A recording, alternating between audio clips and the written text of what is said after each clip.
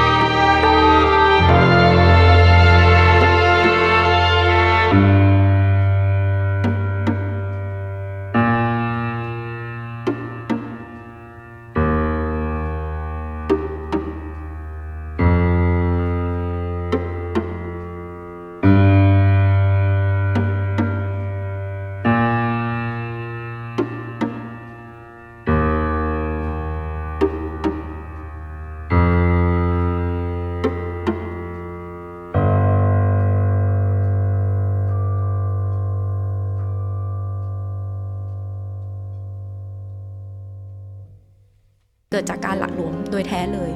และในวันอาทิตย์ที่ 2 มีนาคมนี้นะครับบ่ายโมงถึงบ่าย3โมงเย็นห้ามพลาดนะครับกับงานสัมมนาดีๆนะครับในหัวข้อการเป็นผู้นำเพื่อสังคมในยุคใหม่เข้างานฟรีนะครับพบกันที่ ICU Tower ชั้น 15 สุขุมวิท 31 และพบกันครับวันอาทิตย์ที่ 2 มีนาคมครับแล้วหน่อยที่อยากฟัง